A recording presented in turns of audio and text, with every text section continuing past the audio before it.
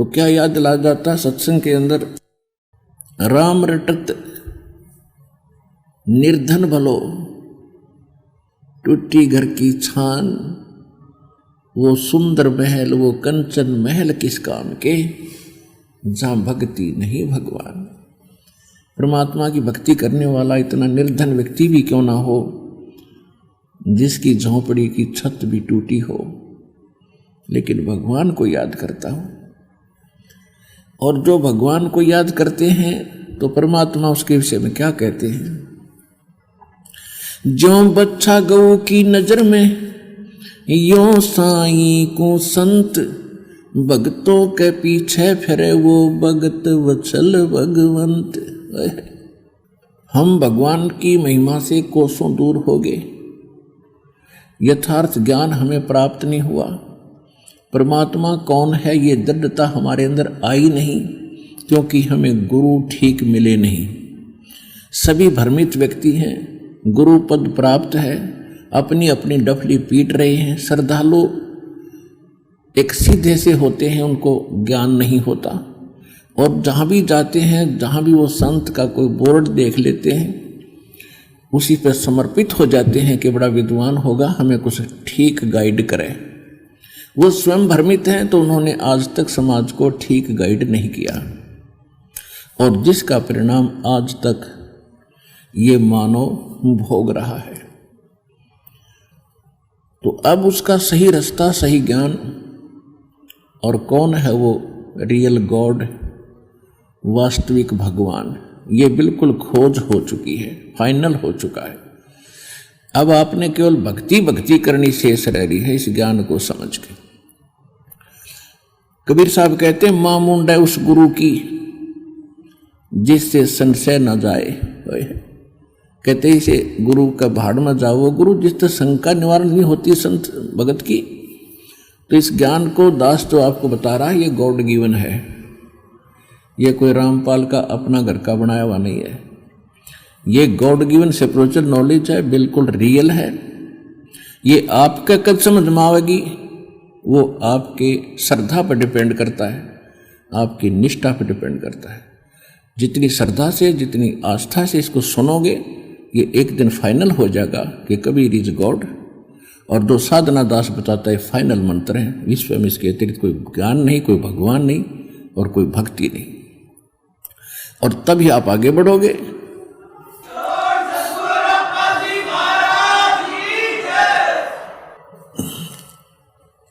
देखो, किसी भी वस्तु को ये निर्णय करने के लिए वास्तविक और अवास्तविक, सत्य है या असत्य है, उसके लिए हमने कुछ आधार बनाना पड़ता है। सबसे पहला आधार हमारे ग्रंथ हैं, किसी भी मजहब धर्म के जो ग्रंथ हैं। तो हमारे जो विशेष ग्रंथ हैं, पवित्र चारों वेद, पवित्र श्रीमद् भगवद गीता, ये आदि ग्रंथ हैं। और पुराण और कुरान, बाइबल, ये एक सतर के हैं। बाइबल, कुरान, पुराण, ये एक सतर का ज्ञान है। और पवित्र चारों वेद, पवित्र श्रीमद् भगवद गीता, ये गॉड गिवन स्पिरिचुअल नॉलेज है। और जो परमात्मा ने स्वयं आकर ज्ञान बोला है, क्योंकि जो चारों वेद थे, इसमें पांचवा वेद और था, जिसको तत्व वेद कहते हैं, तत्व ज्ञान कहते हैं, जिसको सूक्ष्म वेद कहते हैं। उसको इस काल भगवान ने, जो यहाँ का भगवान है, इसने उसको नष्ट कर दिया। उसकी पूर्ति करने के लिए स्वयं परमेश्वर आते हैं। उसको तत्व ज्ञान कहते हैं, सच्चिदानंद घन ब्रह्म की वाणी कहते हैं, उसको कबीर वाणी कहते हैं। तो परमेश्वर ने वो ज्ञान कंप्लीट दिया था, यहाँ के भगवान ब्रह्म के अंदर अंतःकरण में फैक्स कर दिया था। इसने जब वो फैक्स बाहर निकाला, देखा उसमें बहुत सी ऐसी चीजें थी जो इसके लिए विपरीत थी। क्योंकि यहाँ का जो भगवान है, ये काल है, ये ब्रह्म है, सरपुरुष है, और इसको 1 लाख मानव शरीर धारी खाने का एक श्राप लगा हुआ है, जिस कारण से ये इसने बिल्कुल खत्म कर दिया कि कोई और भगवान है। जो परमात्मा उसका नामो निशान मिटा दिया और किसी भी वस्तु को भगवान मानकर पूजते रहो, उसको कोई प्रॉब्लम नहीं। तो इसलिए हमें मिसगाइड रखने के लिए, भ्रमित रखने के लिए उस वास्तविक ज्ञान को खत्म कर दिया, उस वास्तविक भक्ति का नाश कर दिया। तो उसकी पूर्ति के लिए परमात्मा आते। तो वो परमात्मा, एक तो हमने सदग्रंथों को आधार बनाना पड़ेगा, जिनको आज तक हम सिर पर रखे फिर रहे थे। अब कुछ सिर पर पंथ चल पड़े हैं, वो कहते हम नहीं मानते वेद गीता को। ये भी तो किसी व्यक्ति का लिखा हुआ है। वेद वाले ज्ञान को कोई व्यक्ति लिख कर दिखा दो, उसके मिलते जुलते कोई श्लोक दोहे बना दो, और परमात्मा ने जो ज्ञान दिया उसके बराबर कोई वाणी बोलकर लिख कर दिखा दो। तो ये एक अलग बात है कि ना माने वो तो आपकी मौज है, ना मानो। ये भारत का संविधान है, ये भी किसी व्यक्ति ने लिखा है। और कोई अपनी मर्जी की कोई बुक बना कर बैठ जा कि हम तो इसको मानेंगे, इसको नहीं मानते, तो कितनी अकल है उस व्यक्ति में। तो जो ये कहते हैं कि हम वेद और गीता को नहीं मानते, तो उनकी कितनी बुद्धि काम कर रही है, वो कितनी भ्रमित है, काल के पक्के दूत हैं। ऐसे व्यक्तियों से तो संपर्क भी करना व्यर्थ होता है। हाँ, समझाने की चेष्टा अवश्य करें, मान जाए तो प्रेम से, उनको भी भ्रम है वो उनका समाप्त हो। तो कहने का भाव ये है कि एक तो हमारे ग्रंथाधार बन गए। ग्रंथों में मेन ग्रंथ हैं, मेन ग्रंथ तो ये है सच्चिदानंद घनब्रह्म की वाणी, कबीर परमेश्वर ने जो स्वयं आकर ज्ञान दिया है, कबीर वाणी। तो कबीर वाणी को तो हम पढ़ते 600 वर्ष से आ चुके हैं, कबीर पंथी नहीं समझ सके, क्योंकि ये तत्व ज्ञान है, और तत्व ज्ञान को समझना कोई बालकों का खेल नहीं है। और जितने भी विश्व के आज वर्तमान के अंदर संत हैं, वो तो कह भी नहीं जानते भक्ति मार्ग का। और ये PhD की बातें हैं, वो पहली कक्षा के बच्चे नहीं है। तो इन PhD के ज्ञान को वो कैसे समझ सकेंगे? वैसे गुरुपद प्राप्त करके वो खुश हो रहे हैं। तो उनको समझने के लिए परमात्मा की कृपा और उसका कृपा पात्र संत, उन्हीं की रजा से उनको ठीक सुलझा सकता है। कबीर परमेश्वर कहते हैं, नौ मन सूत उलझिया और ये ऋषि रहे जखमार, और सतगुरु ऐसा सुलझा दे उलझन दूजी बार। तो अब ऐसा सुलझा दिया इस ज्ञान को, हर प्रमाणित करके एक केंद्र पर 6 प्रमाण दिए दास ने, जब जाके ये अज्ञान ने जगह छोड़ी है और आपके हृदय में ये ज्ञान समाया है।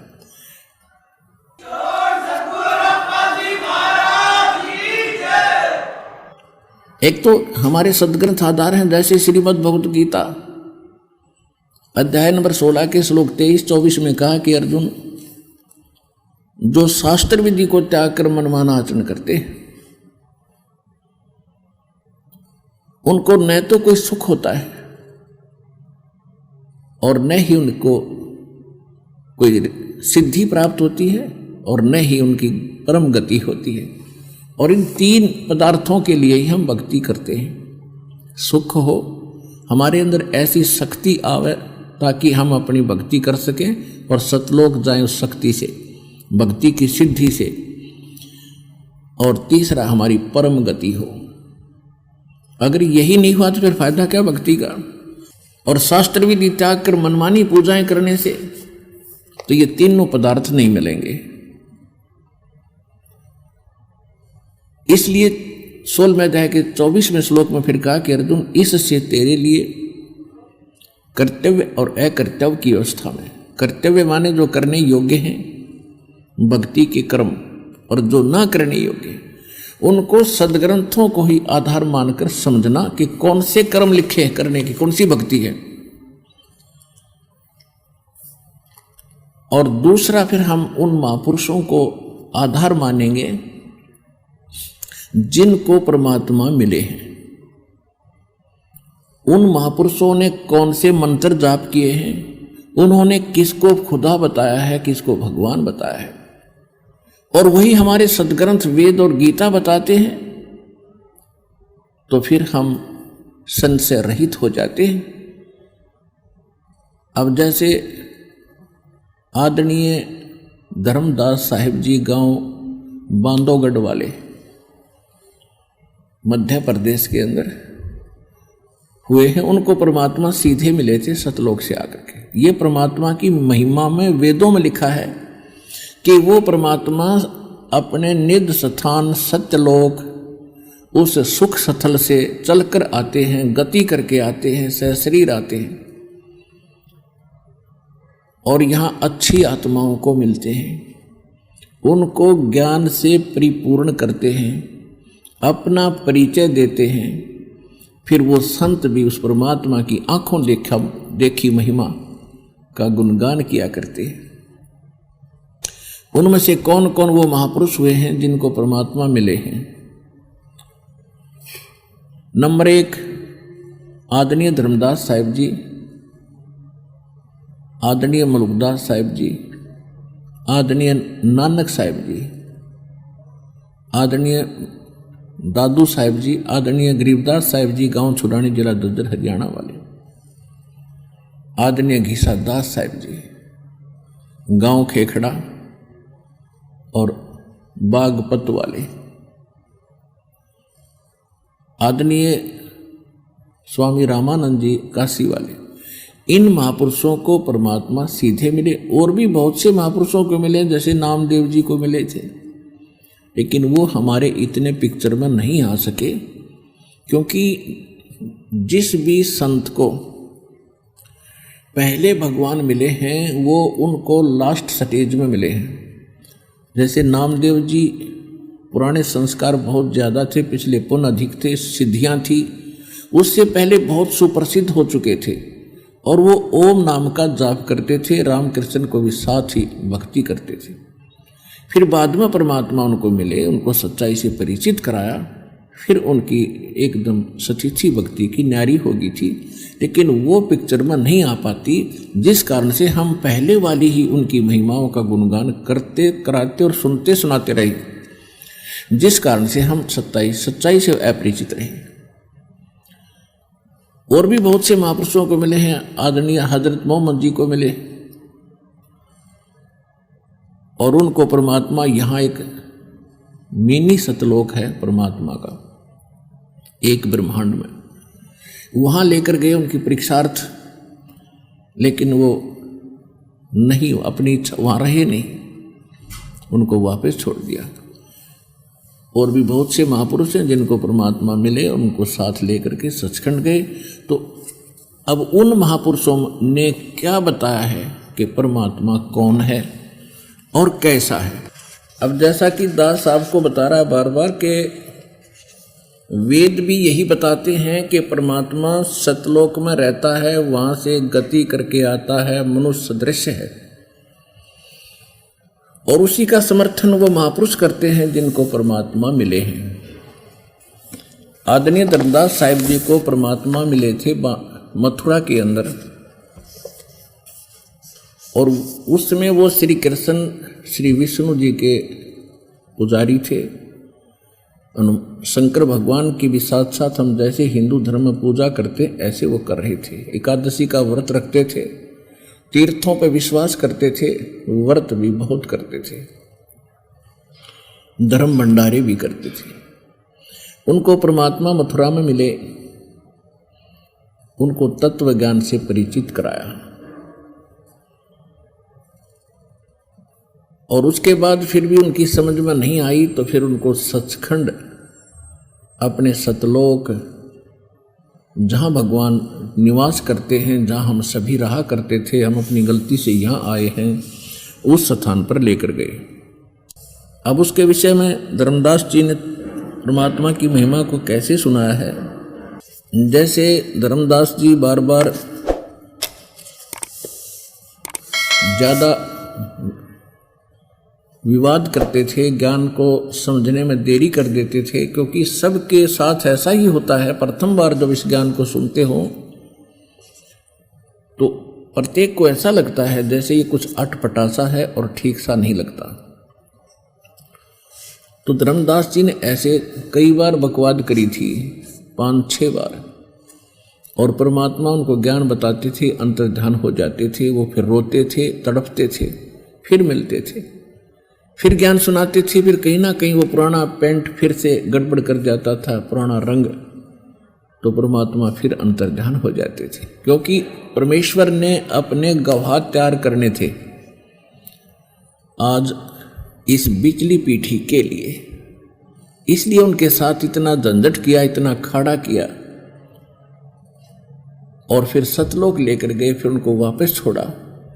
फिर वो निश्चिंत और दृढ़ हो गए कि अब कोई संसार में भगवान दूसरा नहीं रहे। तो उन्होंने क्या बताया है, जैसे आदरणीय धर्मदास साहिब जी को परमात्मा सचखंड लेकर गए,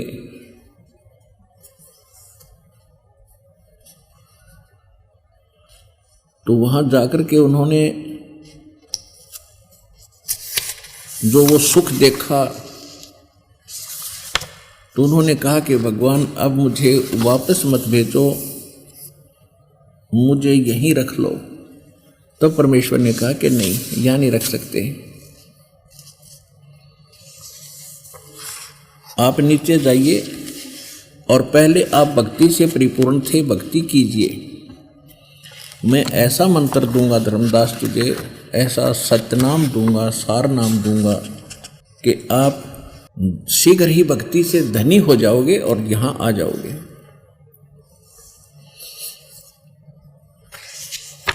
तब धर्मदास जी वापस आए,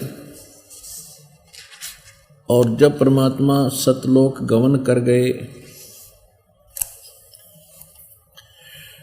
अपने आत्माओं कई समस्याएं ऐसी आती हैं क्योंकि हम अध्यात्म मार्ग से बिल्कुल दूर हो चुके हैं, हमें ज्ञान नहीं रहा, और जिस कारण से हम छोटी छोटी बातों पर विवाद बनाकर सत्य से दूर हो जाते हैं। गरीबदास साहिब जी ने कहा कि अनंत कोट अवतार हैं, ये 9 चित्तवें बुद्धिनाश, और खलक खेल खलक में 6 ऋतु 12 मास। परमात्मा के असंख्य ब्रह्मांड हैं, और परमात्मा जब चाहे जिस क्षण में पृथ्वी पर आ जाता है और 1 सेकंड में अपने लोक में होता है। इसके विषय में आदरणीय नानक साहब जी कहते हैं कि अंधुल्ला नीच जात परदेसी मेरा, छिन आवे तिल जावे, और ताकि संगत नानक रहंदा क्यों कर मोंढा पावे। नानक साहब जी ने कहा कि खाई सूरत मुलुक की वेश, ए ठगवाड़ा ठगी देश, खरा सियाणा बहुता बार ये धानक रूप रहा करता। तो उसके विषय में ये कहा है कि वो परमात्मा ऐसा है, 1 सेकंड में तो मेरे पास बैठा दिखा है, दूसरी क्षण में मैं देखता हूं वो सतलोक जा चुके होते हैं। तो ऐसे कबीर परमेश्वर जी जब चाहे यहां आ जाते हैं, सहस्री रातें सहस्री चले जाते हैं। वैसे ये 21 ब्रह्मांड काल की जेल है, और इस जेल में कैदी ही आ सकते हैं, लेकिन राजा के लिए कोई प्रतिबंध नहीं होता, वो किसी जेल में कभी जा सकता है, और उन कैदियों को सुविधाएं देने के लिए। तो वो परमात्मा हमारे राजा हैं, हमारे मालिक हैं, वो कभी भी आ सकते हैं, कभी भी जा सकते हैं। तो यहां धर्मदास जी ने क्या बताया है, जब परमात्मा अंतर्ध्यान हुए, धर्मदास जी क्या पुकार रहे हैं, आज मोहे दर्शन दियो जी कबीर, आज मोहे दर्शन दियो जी कबीर, सतलोक से चल कर आए, सतलोक से चल कर आए, काटन यम की जंजीर, आज मोहे दर्शन दियो जी कबीर, आज मोहे दर्शन दियो जी कबीर, थारे दर्शन से मारे पाप कटत हैं, थारे दर्शन से मारे पाप कटत है निर्मल होवे जी शरीर आज मोहे दर्शन दियो जी कबीर आज मोहे दर्शन दियो जी कबीर। अमृत भोजन मारे सतगुरु कर है अमृत भोजन मारे सतगुरु जी में वो शब्द दूध की खीर आज मोहे दर्शन दियो जी कबीर आज मोहे दर्शन दियो जी कबीर। हिंदू के तुम देव कहाए हिंदू के तुम देव कहाए मुसलमान के पीर आज मोहे दर्शन दियो जी कबीर आज मोहे दर्शन दियो जी कबीर। दोनों दीन का झगड़ा छिड़ गया दोनों धर्मों का झगड़ा छिड़ गया वहाँ टोहे ना पाए शरीर आज मोहे दर्शन दियो जी कबीर आज मोहे दर्शन दियो जी कबीर। धर्मदास की अरज गुसाई धर्मदास की अरज गुसाई बेड़ा लंगाइयो पर ले तीर आज मोहे दर्शन दियो जी कबीर आज मोहे दर्शन दियो जी कबीर। अब हम जो आज सिद्ध करना चाह रहे हैं आपको वेद बताते हैं ऋग्वेद मंडल नंबर 9 सूक्त 86 का 86 का 26 और 27 मंत्र। उसमें क्या लिखा है कि परमात्मा ध्रुलोक माने उस तेजो में स्थान सतलोक के सतलोक एक पृथ्वी है उसका कलर वाइट है जैसे कि तक काले रंग की मिट्टी होती है और कहीं पर लाल रंग का बालू रेत होता है तो उस परमात्मा वहाँ की जो मिट्टी है कंप्लीट एक कलर की है और सफ़ेद है और उसमें से बहुत ज़्यादा प्रकाश निकल रहा है और वहाँ पर जितने भी वृक्ष हैं पेड़ पौधे हैं सभी वाइट कलर के हैं वाइट हैं लेकिन उनके अंतर होता है प्रत्येक फल का थोड़ा सा हटकर कलर होता है पत्तों का थोड़ा सा हटकर होता है पेड़ का हटकर होता सफ़ेद ही है। तो वहाँ क्या बताते हैं कि वो परमात्मा उस धूल लोक के उस सतलोक के तीसरे पोर्शन में थर्ड पार्ट में टॉप पर विराजमान है। वहाँ 3 विभाग हैं उस सतलोक के जैसे दिल्ली है अपना राजधानी तो दिल्ली के 3 पोर्शन हैं। एक तो बाहरी ग्रामीण क्षेत्र है वो दिल्ली स्टेट ही कहलाता है और फिर वो क्षेत्र है जहाँ बाजार बने हुए हैं दूसरा और तीसरा जहाँ पर हमारे प्रधानमंत्री जी और हमारी जो पार्लियामेंट बैठती है वो तीसरा स्थान है। इसी प्रकार वो परमात्मा भूलोक के तीसरे स्थान पर विराजमान है और वो परमात्मा वहाँ से चलकर आता है बिजली जैसी गति से आता है अच्छी आत्माओं को मिलता है और भक्तों के पाप नाश करता है जो साधना करते हैं। ऋग्वेद मंडल नंबर 9 सूक्त 86 मंत्र 26 और 27 में ऋग्वेद मंडल नंबर 9 सूक्त 82 मंत्र 1 2 3 में ऋग्वेद मंडल नंबर 9 सूक्त 54 के मंत्र 3 में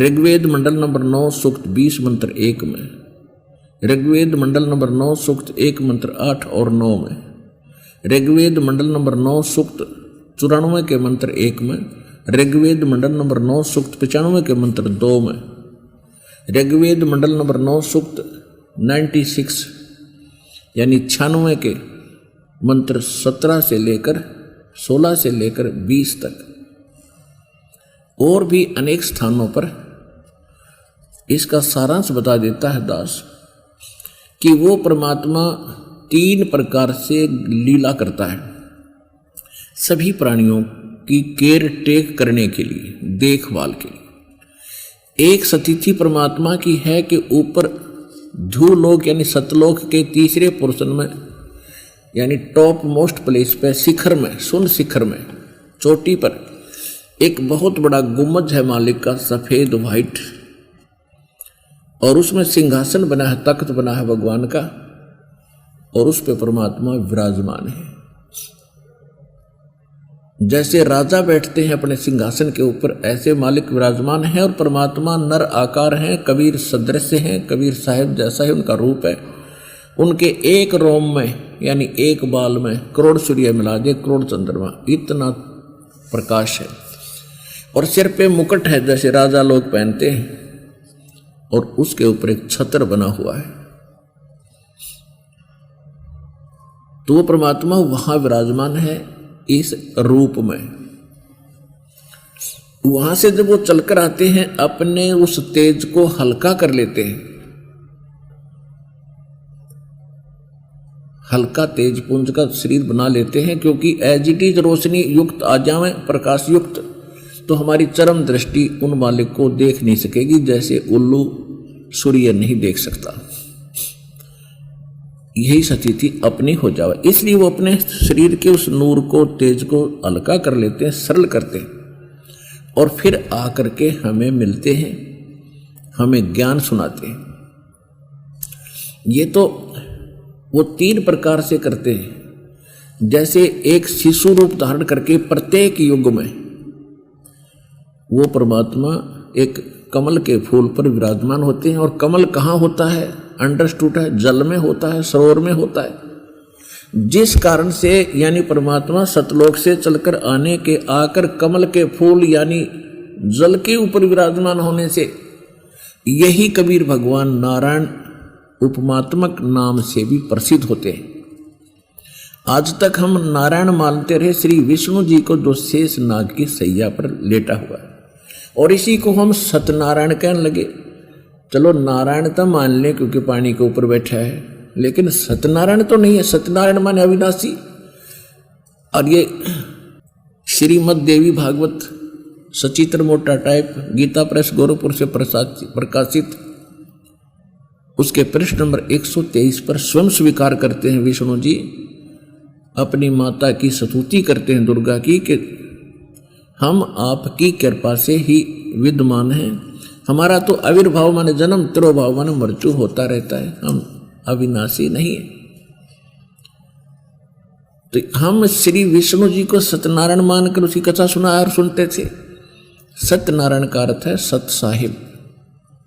साहिब माने भगवान, नारायण माने भगवान, और सत्य माने अविनाशी। नारायण शब्द का अर्थ क्यों बोला गया भगवान के लिए? क्योंकि नार माने जल होता है, और आयन माने उस पर आकर विराजमान होने वाला। तो नारायण जल पर विराजमान होने वाले एकमात्र परमात्मा कबीर जी हैं। चारों युगों में आते हैं, और चारों युगों में एक लीला ऐसी ही करते हैं, और वहां से कोई निसंतान को उठा ले जाती है परिवार, फिर वहां वो अपने परवरिश की लीला उनकी कंवारी गायों से होती है। कंवारी गायों का दूध पीकर भगवान लीला में शरीर से बड़े होते हैं। एक पूरा जीवन एक नागरिक, जेंटलमैन और अच्छा भक्त, अच्छा सतगुरु और अच्छे संत की वो भूमिका करके, और एक अच्छे नागरिक की कि अपना करके खावे और लेकर देवे, वो भी करते हैं। तो वो लीला भगवान स्वयं करके जाते हैं, हमारे लिए उदाहरण छोड़ जाते हैं, और अपनी वो सच्चिदानंद घन ब्रह्म की वाणी द्वारा अपने मुख कमल से बोल बोल कर वो ज्ञान सुनाते हैं, जिसका अभाव हमारे सदग्रंथों में इस काल भगवान ने कर दिया होता है। तो यहां जो प्रमाण हम बता रहे हैं आपको, इन वेद मंत्रों में जो अभी आपको बोलकर सुनाई दास ने, इनका सारांश यही है कि वो परमात्मा जब शिशु रूप धारण करके आता है, अपने सतलोक से जब शिशु रूप धारण करके आता है, तो ऋग्वेद मंडल नंबर 9 सूक्त चमन के मंत्र 3 में लिखा है